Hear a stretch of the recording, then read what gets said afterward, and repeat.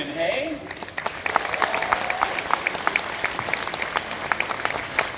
We have art director Tara Ruping. The voice of Gizmo, AJ Locascio.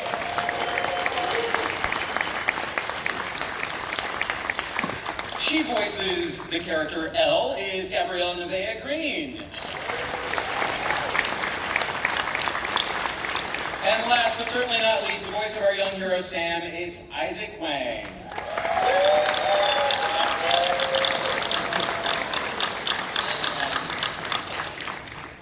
All right, so we obviously had a little situation there, a loud little situation, but hoping to get that. I'm confident, actually, we will get things worked out there. Did you guys see what was going on? Daily occurrence. Understandable. But rest assured, we have, I'm sure, the best of the best working on that back there. Okay, so let me start with you guys, Z and Brandon.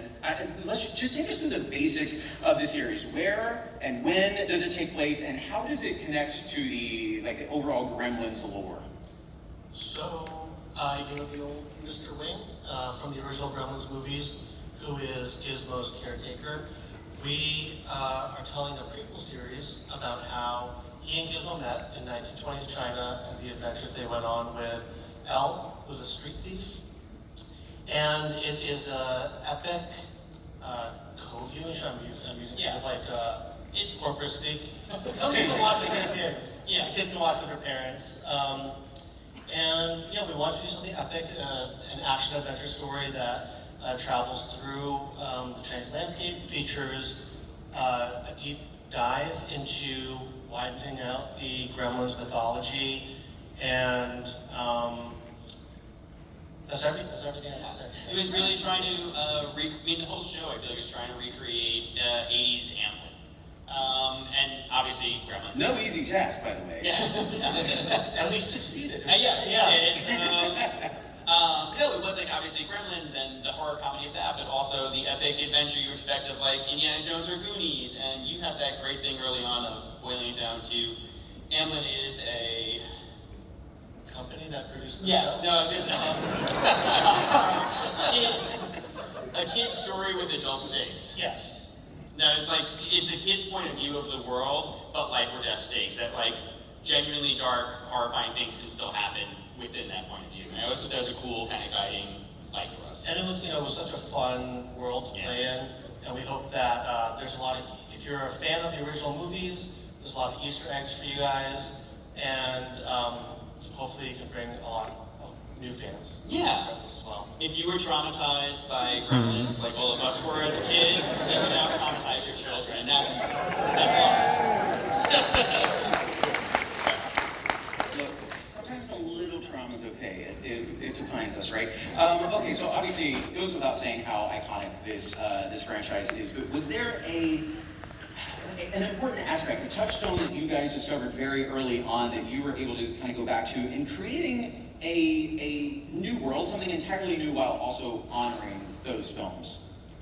So one of the things that I talked about at the first pitch for Gremlins was, Mogwai are funny and scary and weird, and they have their own personality, and it actually is a really nice shared universe with, so every episode, almost every episode, there's a different monster or creature from Chinese mythology that rears its head.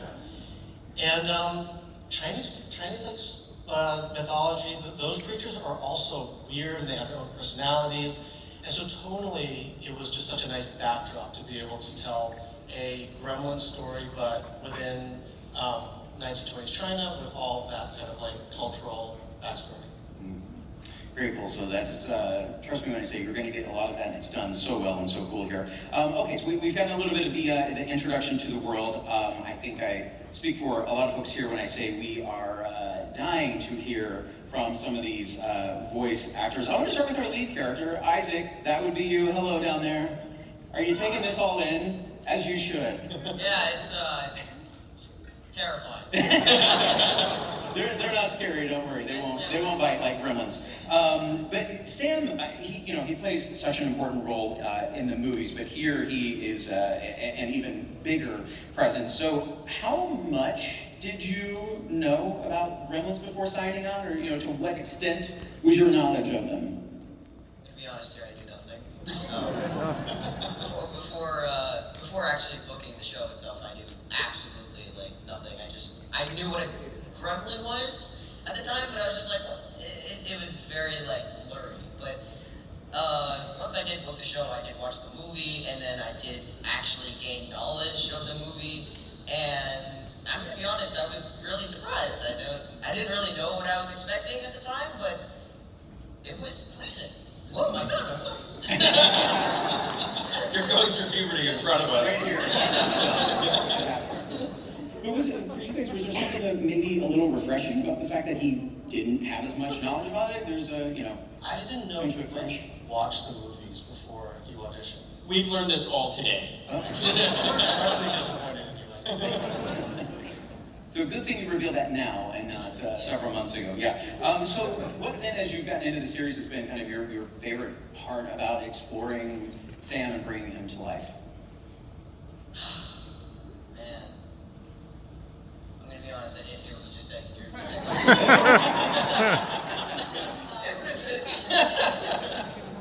Your favorite part so far about bringing Sam to life? Okay, alright.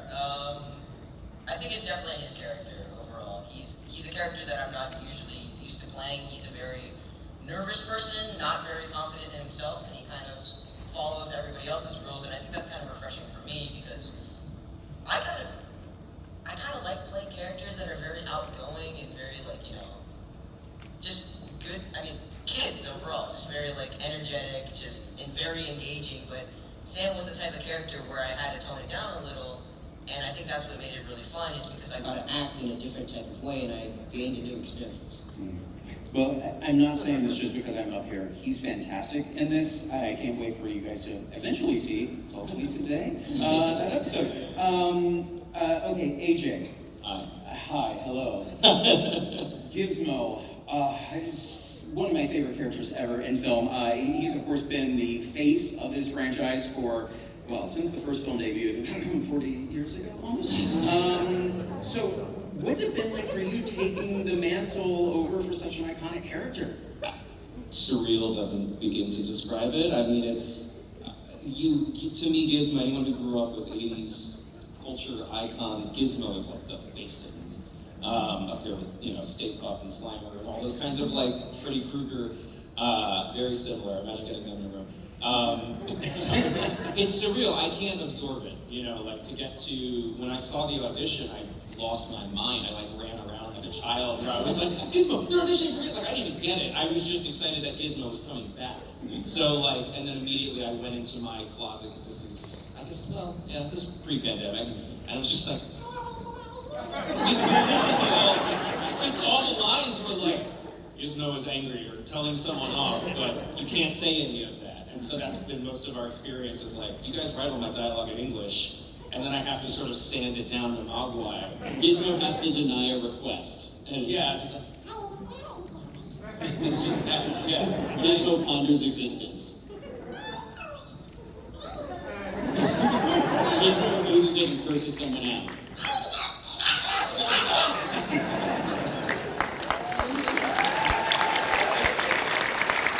Thank you for that. I was not prepared.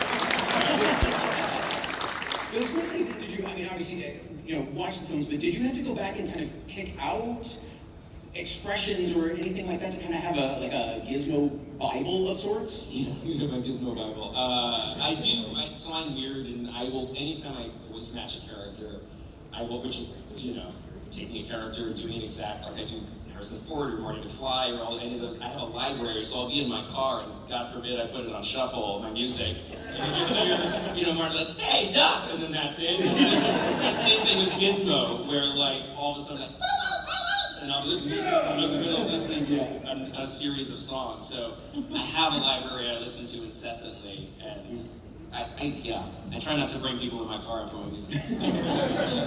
But yeah, all those Gizmoisms are just burned into me now, and then I did the audition, there wasn't any of that as far as I'm aware, so I just did a whole tear of like everything I could think of to improvise, which I like to think maybe is what got me the role. I don't I know. was gonna say, did you hear a lot of I don't gizmos? know how I got this role, to be honest.